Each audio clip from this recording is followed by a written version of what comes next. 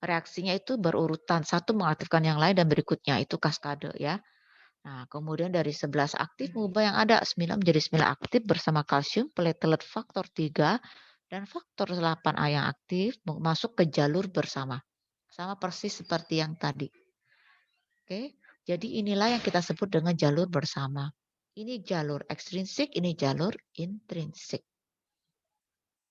Nah, kapan terjadi intrinsik, kabar ekstrinsik? Bisa bareng-bareng, bisa satu-satu.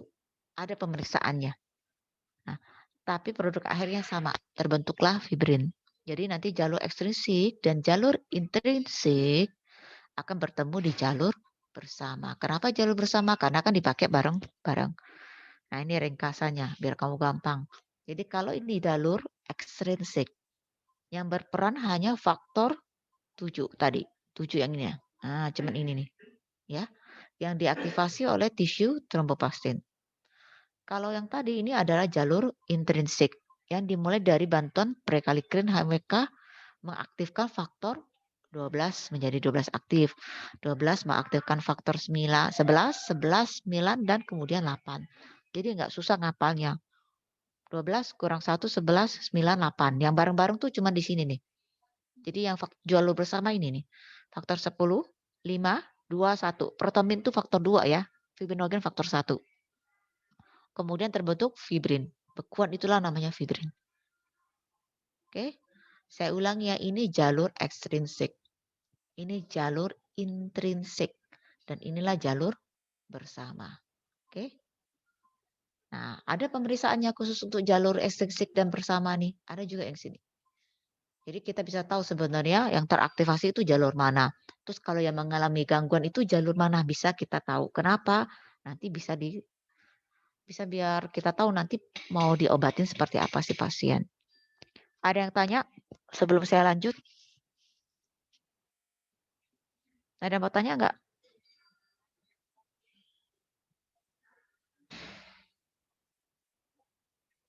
Ada yang masih nggak ngerti kecepatan?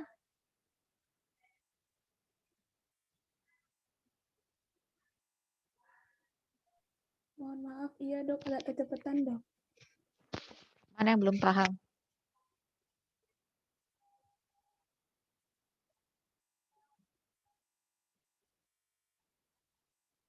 Mana yang belum paham?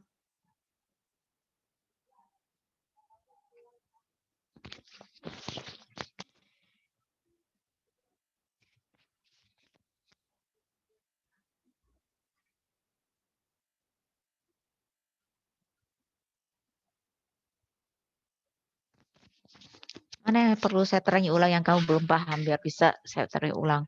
Kalau enggak waktunya habis. Jadi kamu jawab-jawab cepet ya. Bukan apa-apa kamu nanti nggak terkejar mata kuliahnya. Sementara waktu kita mepet gitu loh. Oke? Jadi kalau nggak ngerti tanya aja, nggak masalah daripada ujiannya nggak bisa, mending sekarang banyak bertanya. Mana yang belum dipahami karena saya nggak bisa ngulangin banyak-banyak sementara kamu waktunya kan mepet tuh. Jadi yang nggak mau tahu bisa langsung ditanyain. Udah dok, tapi tadi itu agak kecepatan aja dok. Dokter yang jelasinnya, jadi nyatetnya tuh kayak ketinggalan gitu dok. Nggak usah dinyatet, bahannya saya kasih. Yang penting kamu dengerin. Ya, kamu bisa dengerin biar kamu paham. Kalau nyatet kamu nggak paham, kamu susah nanti bacanya. Oke? Bahannya saya kasih, jangan lupa ingetin saya aja. Nah, tadi yang kamu bilang tadi, kelainan tadi itu, yang tadi yang kita bilang hemostasis itu ada kelainannya. Ada yang dibawa dari badan kamu, artinya genetik nggak bisa kita ubah. Ada yang bisa diubah, artinya dapat karena penyakit tertentu, ya. Nah, kalau herediter itu sudah dapat secara genetik turunan, kita nggak bisa apa-apa. Jadi kita cuma hanya membantu mengurangi gejalanya aja. Misalnya gejala perdarahan, akhirnya pasiennya butuh darah, kita transfusi contohnya ya. Tapi nggak bisa kita obatin sembuh. Kenapa? Karena itu dibawa ya. Nah, yang didapat tadi itu contohnya DIC sama sirosis. DIC ini jadi penyakit-penyakit tertentu yang menyebabkan terjadinya gangguan faktor koagulasi, gangguan dari trombosit dan lain-lain. Itu didapat contohnya ya, yang di DIC atau sirosis. Kenapa sirosis hati bisa menyebabkan gangguan faktor kelainan di hemostasis? Karena sebagian besar faktor koagulasi tadi yang satu 2 itu semuanya hampir 80%, 90% diproduksi di hati. Jadi yang dalam bentuk tidak aktif tadi, faktor 7, faktor 11, semua faktor itu yang buat itu hati.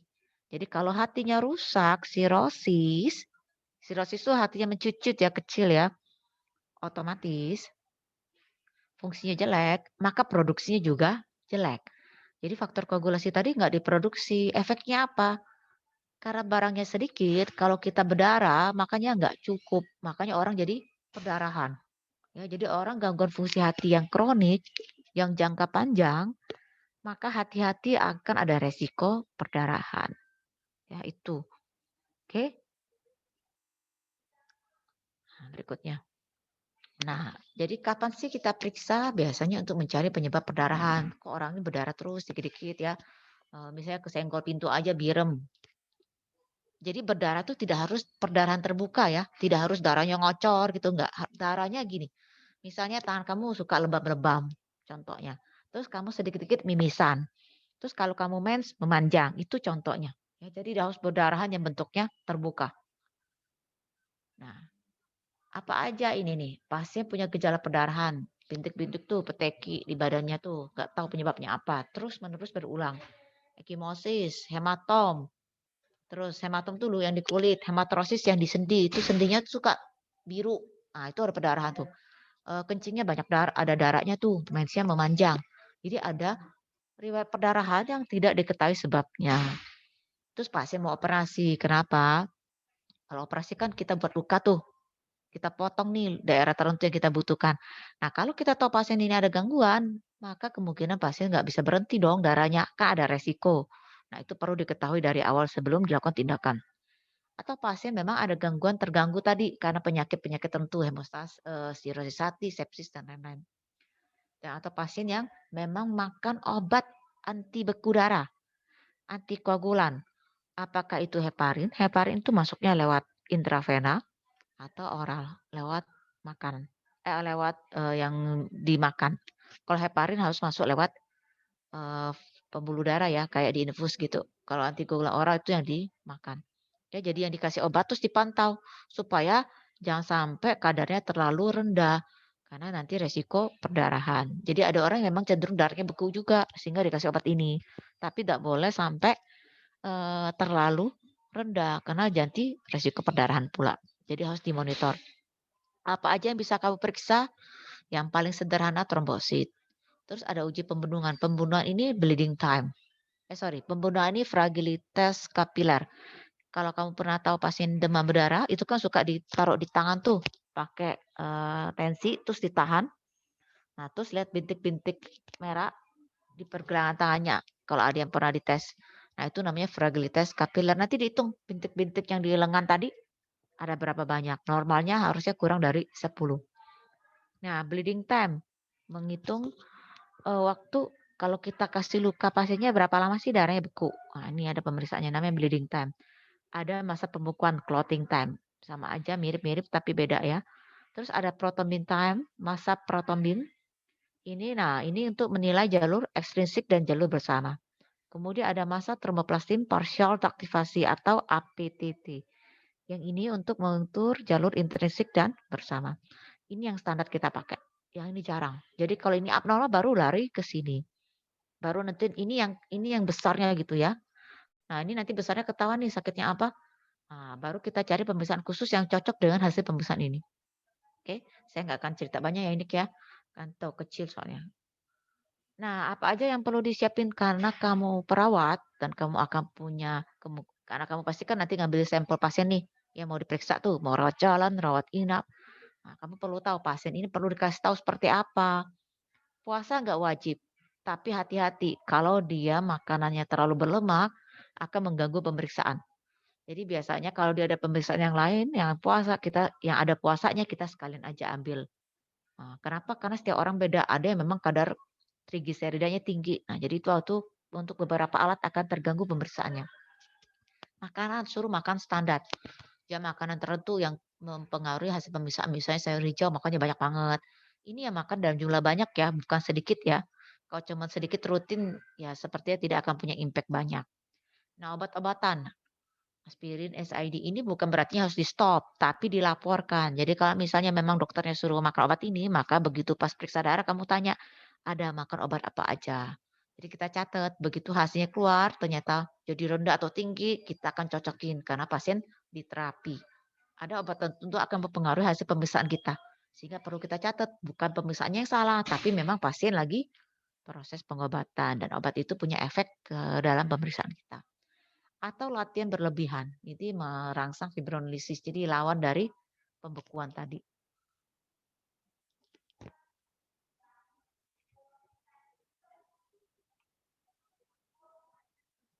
Nah, ambil darahnya. Kalau kamu tahu darah, ke tabung darah udah pernah lihat belum tabung-tabung darah yang warna-warni itu?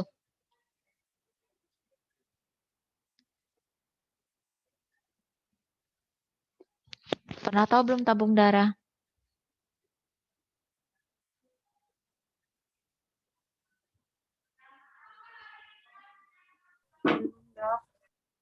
Hah? Dok. Pernah dengar? Pernah, Dok. Oke.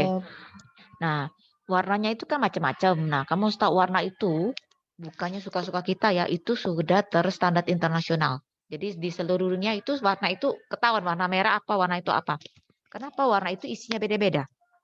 Untuk warna yang ungu tutupnya itu isinya EDTA. Cuma variasi aja ada K3 DTA, ada K2 DTA, tapi EDTA. Tutup warna ungu. Tutup warna kuning, kuning bukan tutup kuning ya, yang sering aja deh. Tutup warna merah itu serum, nggak ada antikoagulannya. Ya, jadi yang tutup merah tuh nggak ada antikoagulannya. Dapat hasilnya serum. Tutup warna biru itu sitrat isinya. Untuk hemostasis biasanya. 90%, 99% pembesaran hemostasis pakai tutup warna biru. Oke, jadi kamu tuh kenapa perlu tahu? Nanti kan kamu ambil darah tahu nih saya mau periksa apa, cocoknya ambil tabung warna apa, nggak bisa sembarangan. Ya. Nah, satu lagi yang masih sering pakai adalah warna hijau. Itu isinya heparin atau nanti bentuknya SPED itu untuk blood gas, analisis gas darah. Itu berapa tutup yang tabung yang standar ya yang kamu tahu dulu. Walaupun masih banyak warna lain, tapi biasanya jarang dipakai. Yang sering pakai yang 3 tadi, 4 tadi tuh. Nah 4 itu nggak boleh nggak tahu gitu. Nanti kamu tahu pasiennya misalnya disuruh ambil nih, mau periksa hematologi rutin. Kamu harus ambil yang warna ungu, jangan pakai yang lain. Pakai yang lain nggak bisa dipakai, nggak bisa dikerjakan pemeriksaannya. Ya. Terus pasien mau pemeriksaan kimia. Nah, kamu harus pakai yang warna sebagian besar biasanya dipakai warna merah. Tapi kadang-kadang yang pakai plasma boleh, tapi tergantung alatnya. Nah, jadi kamu perlu tahu ya, pasien tuh perlu pemeriksaan apa. Nah, hemostasis itu warna biru. Isinya sitrat. Biasanya 3,8%. Ada perbandingan antara darah sama antikoagulannya. Jadi ada antikoagulan yang sudah dimasukin dalam tabung secara pabrik, diproduksi ya. Nah, hati-hati karena kita periksa faktor koagulasi, begitu kita tusuk pasien, itu sebenarnya kita sudah merangsang luka kan di pasien, pasien itu sudah kita buat luka kan. Nah, begitu luka terbuka sebenarnya kita sudah mengaktifasi faktor koagulasi tadi, mulai dari trombositnya, pembuluh darahnya, nah, terus nanti keluarlah tissue factor. Nah, jadi nggak bisa ngambilnya harus pinter gitu loh. Jadi kalau kita ngambilnya pinter-pinter, udah disarankan sekarang jangan lagi pakai SPED. Kenapa? Nanti kan musket kan mau pindahin tuh ke tabung-tabung itu. Nah, hati-hati tuh. Tabung-tabungnya nanti isinya nanti kita mindai kan butuh waktu. Hati-hati nanti sudah terjadi aktivasi koagulasi tadi, terbentuklah bekuan. Jadi pakailah vacuum thinner yang langsung tusuk, nanti langsung masuk ke dalam tabungnya. Jadi jarumnya itu bisa connect dengan tabungnya lewat namanya holder tadi nanti. Kalau kamu lihat-lihat di lab swasta, rumah sakit tertentu sudah banyak pakai itu, ya. Nah, karena pemeriksaan ini sensitif, jangan lupa cepat dihomogenisasikan. Jadi darah tadi karena sudah ada antikoagulannya harus dihomogenkan, tidak dikocok, ya. Kalau dikocok lisis, tapi harus dihomogen. Homogen itu diputer. Nah, itu hemostasis paling sensitif. Paling enggak 5, paling sedikit ya, biasanya orang 10 sampai 15 kali. Supaya darahnya bercampur dengan antikoagulan sehingga tidak terjadi pembekuan. Karena yang mau kita periksa bekuan. Kalau kita sudah bikin bekuan sebelum diperiksa, artinya kita akan hasil akan pasti nggak cocok, ya. Udah terpakai dulu aktivasi koagulasinya. Nah, Kalau pasien itu rawat inap, jangan diambil di tempat infus karena ada pengenceran. Ambillah di bawahnya ya, atau di tangan sebelahnya. Kalau terpaksa tangannya udah bengkak semua nggak bisa diambil, matiin dulu infusnya untuk beberapa waktu. Ya. Jadi jangan sampai kecampur sama cairan infus kamu.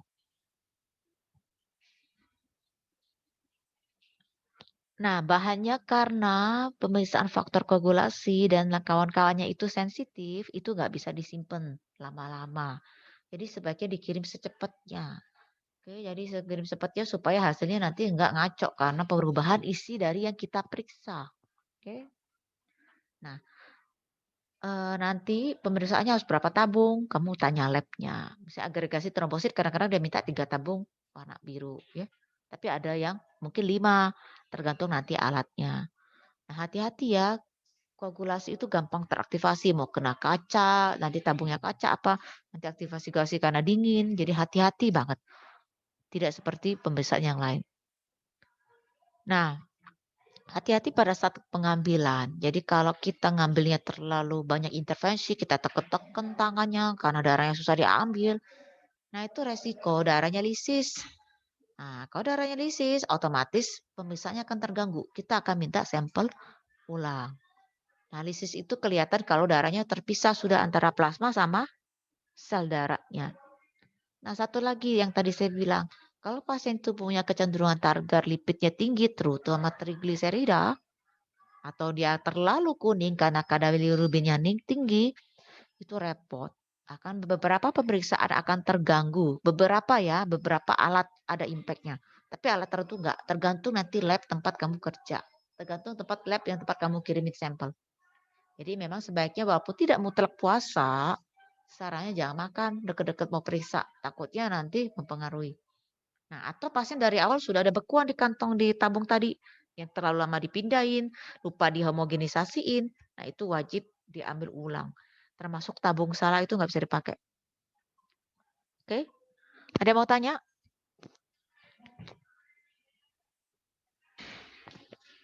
Ada yang mau tanya nggak?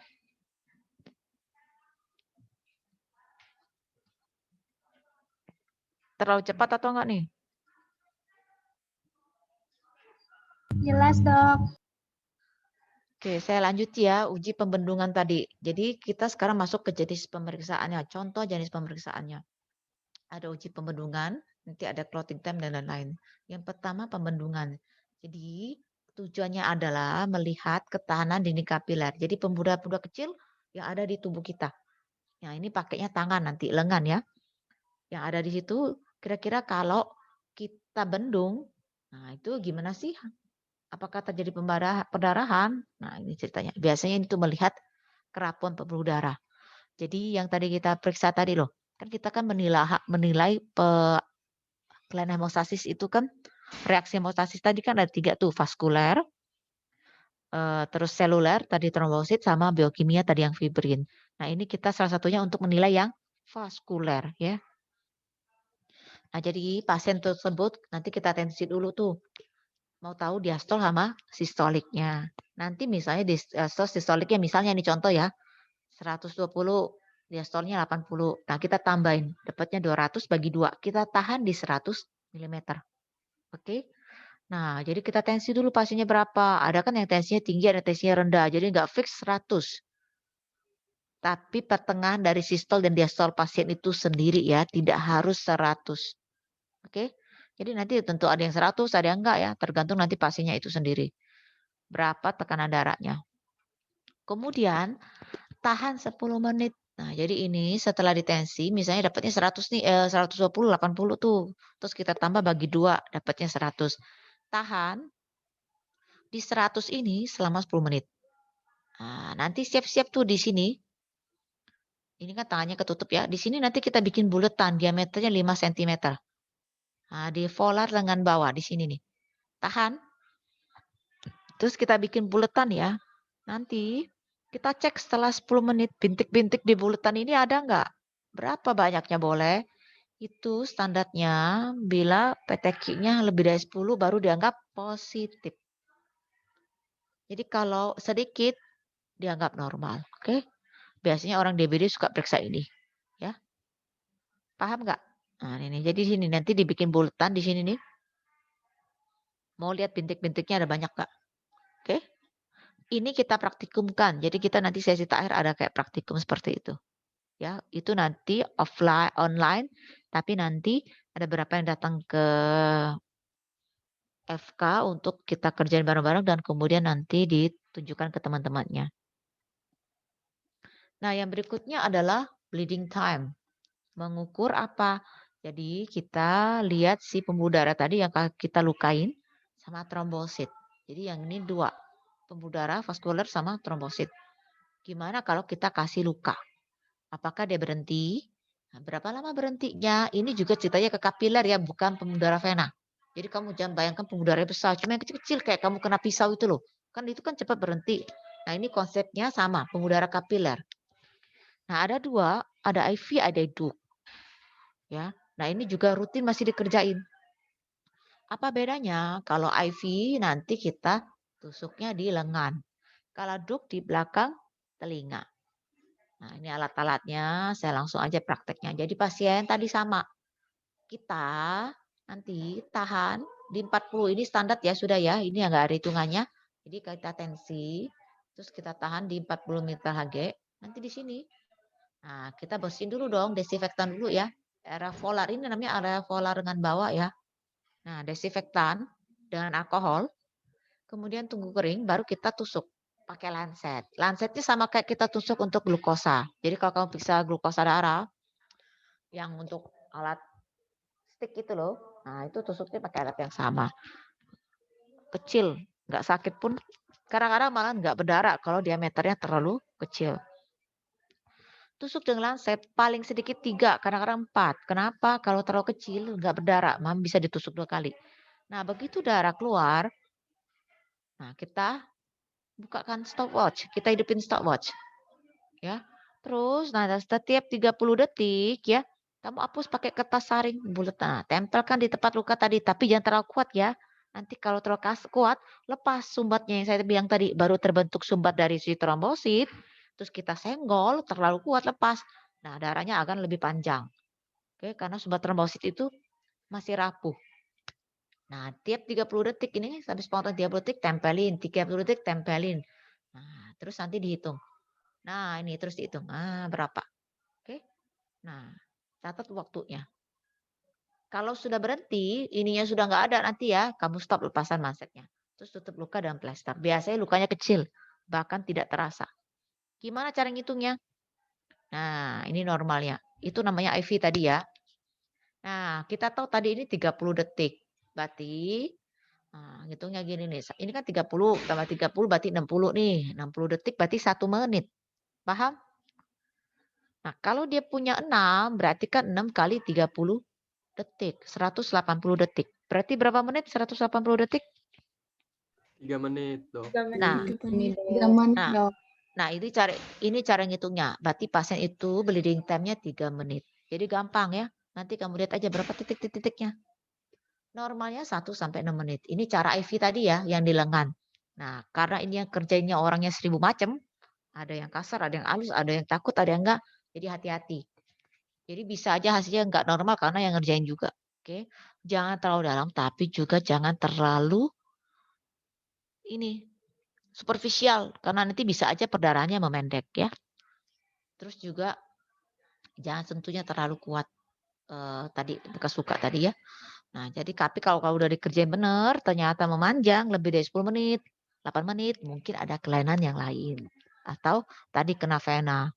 Nggak sengaja tertusuk kan di sini tetap ada vena gede besarnya kan. Tapi yang kita lihat ini kan arterinya yang kecil-kecil ya, bukan yang besar ya. Harusnya cepat berhenti. Ini cara IV, ada cara namanya DUC. Bedanya apa? Nanti kita lihat. Nah, sumber kesalahannya apa? Jadi tadi takut banget nusukin orang, nah, belum semenit udah berhenti. Oke. Atau kena pembuluh darah yang agak gede, jadi perdarahannya manjang. Padahal target kita kan bukan pembuluh darah yang besar ya. Nah, tadi kertas adanya nyentuhnya terlalu kuat. Jadi si sumbatnya belum terbentuk sempurna, yang trombosit tadi ternyata udah disenggol lepas, perdarahannya dimulai lagi ya. Normal ya, bukan normal ya. Jadi kalau sudah dikerjain benar, yang faktor-faktor tadi sudah kita hindari, bisa terjadi perdarahan memanjang karena trombositopeni. Pembuluh darahnya, trombositnya rendah. Jadi sedikit trombositnya ya. Atau fungsinya jelek. Jadi harus diingat kalau kita periksa lab ini, tidak hanya menghitung lihat jumlah, tapi fungsi. Jadi kadang si trombosit ini banyak, justru ya, tapi fungsi jelek. Kan kita tahu tadi fungsinya buat apa? Ada adesi, ada agregasi. Nah, fungsi itu yang jelek. Jadi tetap aja darahnya nggak bagus, nggak terbentuk sumber trombosit yang sempurna. Biasanya disfungsi ini terjadi kalau jumlahnya terlalu banyak, jadi fungsinya jelek. Jadi kondisi tertentu sehingga trombositnya sampai 1.700.000. Itu kadang-kadang justru bukan lebih bagus ya, biarpun jumlahnya banyak, tapi justru mempengaruhi fungsinya, biasanya jelek jadinya. Nah, ini yang DUK. Jadi tadi ada IV, ada DUK.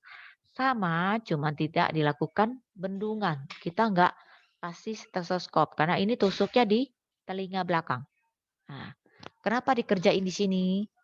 Nah, satu hal, kenapa hanya ada alternatif selain yang tadi IV? Kamu tahu anak-anak itu kan tangannya kecil itu. Jadi repot nanti disumpet, repot banget kalau mau dipasangin mansetnya. Nah, jadi ada alternatif lain dengan namanya DUK. Jadi kita tusuk di belakang telinga sini yang daerah lunaknya ya, nggak sakit. Kita udah praktekin dan mahasiswa bilang banyak kan ditusuk malah nggak berdarah karena terlalu banyak kapalannya nih, kadang-kadang kulitnya terlalu tebel. Nah, tusuk standarnya katanya 2, prakteknya 2 itu biasanya nggak ada darah. Kita udah kerjain berkali-kali, paling nggak 4. Nah, kalau nggak berdarah kan justru sakit ditusuk 2 kali karena kita mau ngelihat darahnya berhenti kan. Nah, nanti sama konsepnya. Begitu darah keluar, kita hitupin stopwatch. Nanti pakai kertas saring, senggol nih 1, terus 30 detik lagi disenggol lagi, disentuhkan sampai darahnya berhenti. Jadi kerjanya sama persis kayak yang tadi, cuman tempat tusuknya aja yang beda. Ya, ini di belakang telinga di sininya nih. Nah, di pinggir sini ya, permukaan dalamnya ya. Oke. Dan waktu nilai rujukannya beda. Yang tadi 1 sampai 6, yang ini 1 sampai 3 nanti cuma. Oke. Nah, 1 sampai 3 menit. Nah, bagusnya yang kayak gini cuma dikerjain anak-anak ya sama bayi, karena kan kita nggak bisa bendung kan. Kalau dewasa disarankan pakai yang cara tadi. Kenapa yang tadi lebih bagus? Karena kita ngerjainnya sesuai standar. Ada mekanisme pembendungan. Yang ini nggak dibendung. Jadi mana yang lebih bagus? IV lebih bagus. Yang tadi itu lebih bagus. Ini kan untuk anak-anak yang sulit aja. Susah dipasang manset karena tangannya terlalu kecil. Oke. Jadi bagus yang tadi ya. Nah, yang berikutnya ada yang kita sebut dengan clotting time, waktu masa pembekuan. Jadi kalau kita bikin pendarahan, berapa lama sih darah ini beku? Apa yang kita nilai? Kalau masa pembekuan menilai 2 hal. Si trombosit sama yang mempengaruhi tromboplastin. Tromboplastin ini ke arah sudah faktor koagulasinya. Ya.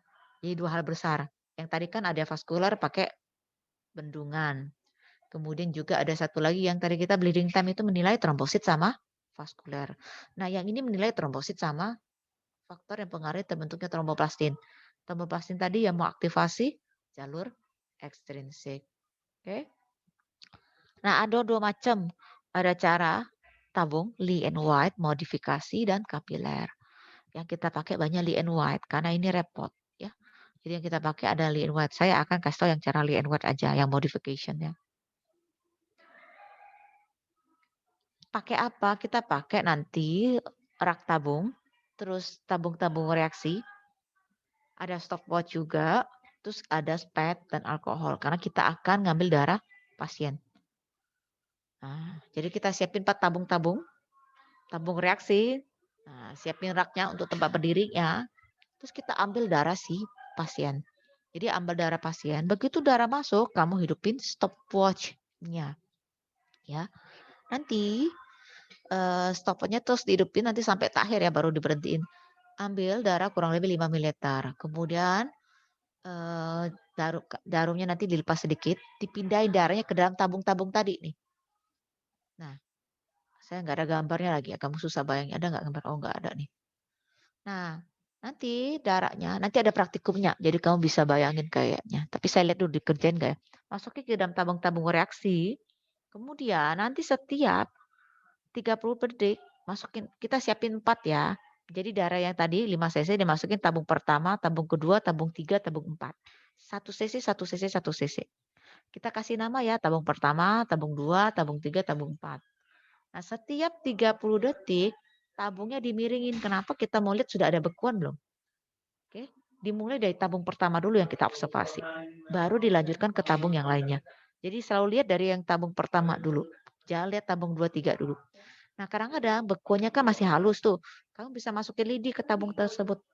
Terus kamu taruh. Ada nggak yang lengket-lengket di lidi tersebut? Kalau ada berarti sudah ada. Sudah ada proses aktivasi koagulasi. Sudah terbentuk namanya fibrin. Jadi kita selesai di tabung pertama. Jadi nggak harus beku banget sampai kita balik nggak, darahnya nggak berhenti ya. Darahnya nggak ikut ya. Cukup dengan memasukkan lidi ke dalam tabung tadi. Kalau ada yang tempel itu sudah terjadi. Nah, kita lanjut ke tabung 2 dan tabung 3. Nah, kita catat waktunya. Nah, setelah kita catat waktunya, kita tambahin. Tabung pertama adalah kontrol. Jadi kita nggak ambil waktunya. Kalau kita punya 4 tabung, tabung pertama kontrol, kita tambahin 3 tabung berikutnya. Tabung 2, 3, dan 4. Setelah ditambahin, kita bagi 3. Itulah waktu clotting time. Normalnya itu adalah 9 sampai 15 menit. Ya. Jadi normalnya segini. Jadi pemeriksaan ini agak lama ya pengerjaannya. Dan itu juga kerjanya manual. Oke. Ada yang mau tanya nggak sebelum saya lanjut berikutnya? Ini waktunya sudah mau habis nih kali ya. Ada yang mau tanya nggak?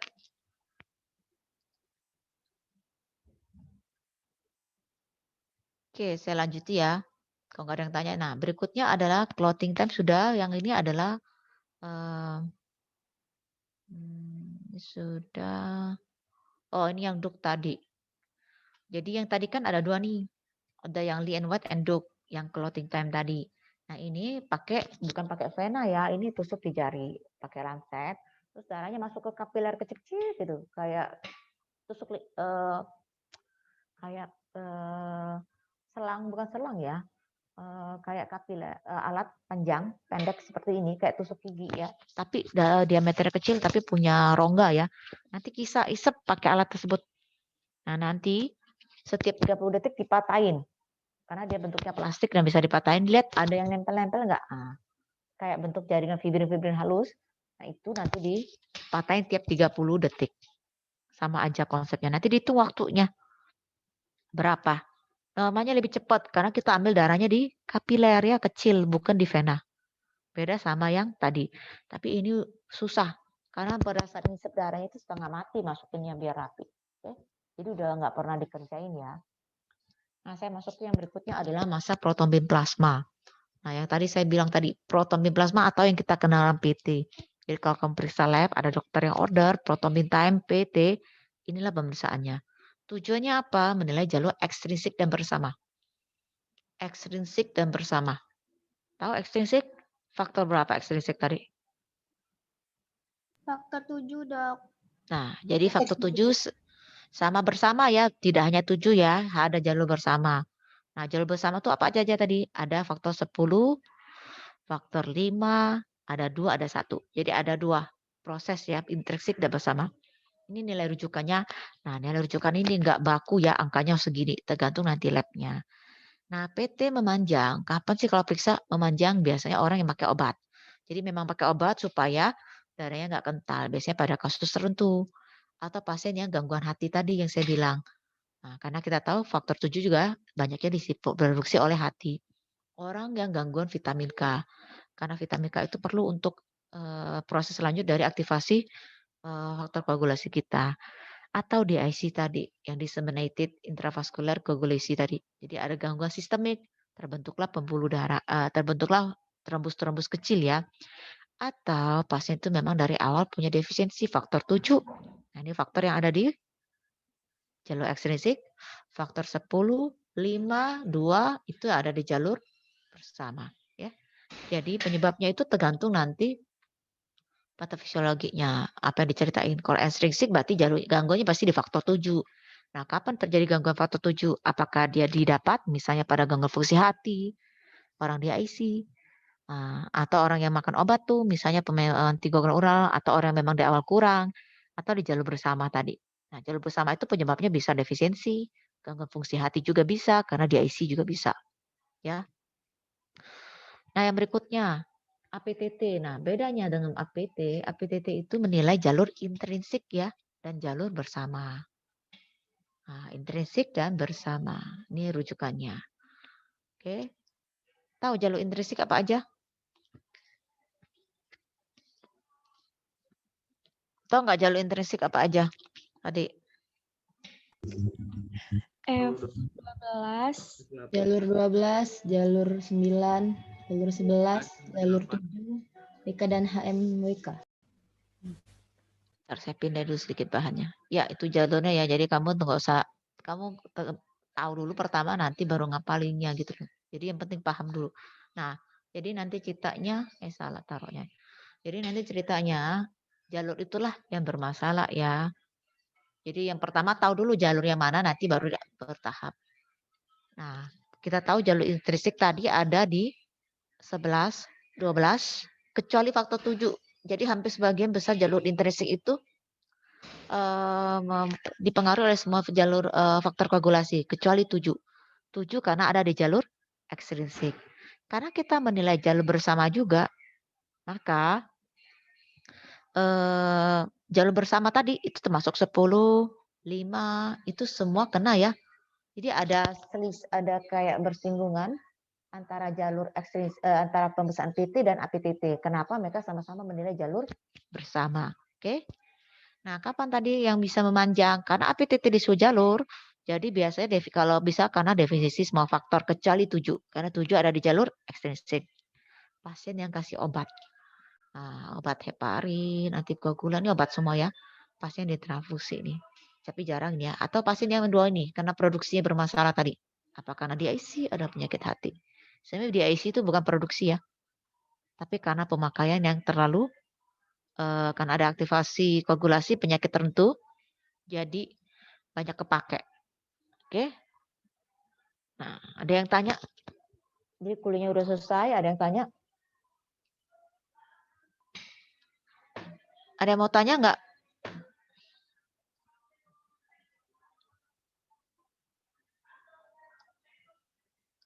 Ada yang mau tanya?